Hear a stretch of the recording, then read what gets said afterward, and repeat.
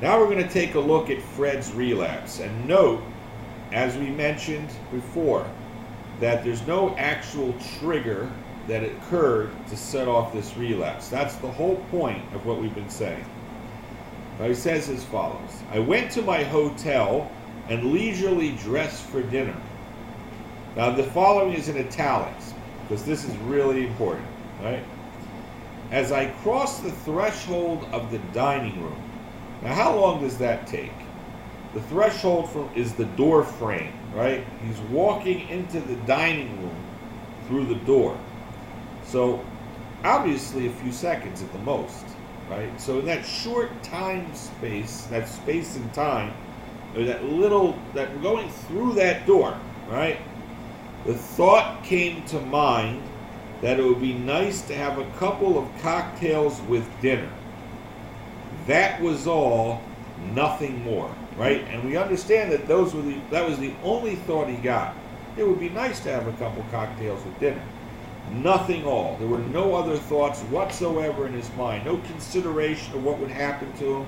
No consideration of what he went through in the past, his humiliation. Absolutely not. No sense of danger. No sense of doing anything wrong.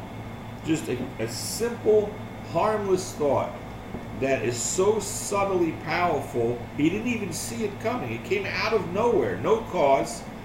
No identifiable reason why this thought occurred. This is nuts, right?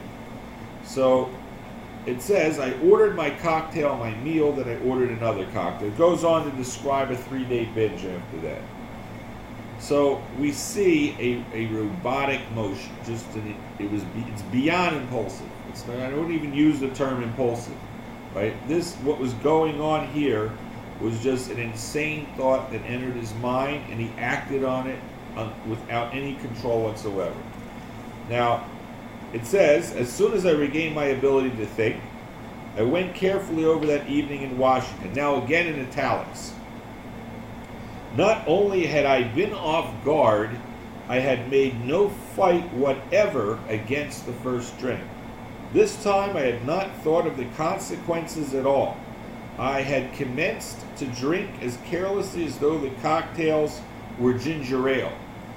I now remember what my alcoholic friends had told me, how they prophesied that if I had an alcoholic mind, the time and place would come, I would drink again.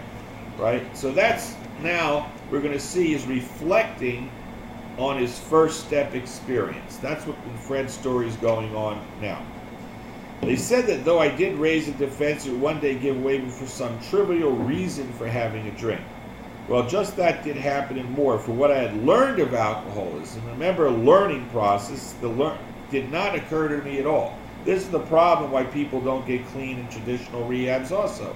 Because they can go through 5, 10, 15 rehabs and learn a lot of information about the neurotransmitter. They can go into everything. They can learn all different strategies of avoiding temptation. They try everything. But everything they learn gets blanked out. Without the personality change, they forget.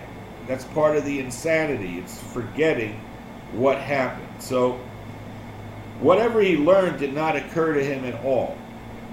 I knew from that moment that I had an alcoholic mind. You see, this is his first step realization. It's an actual point that he starts to realize that he's alcoholic. I saw that willpower and self-knowledge would not help in those strange mental blank spots. So this is what we're talking. These mental blank spots come in the mind of an addict and shut out everything. So any knowledge he had would be absolutely irrelevant when those mental blank spots are in his mind. I had never been able to understand people who said that a problem had them hopelessly defeated. I knew then it was a crushing blow.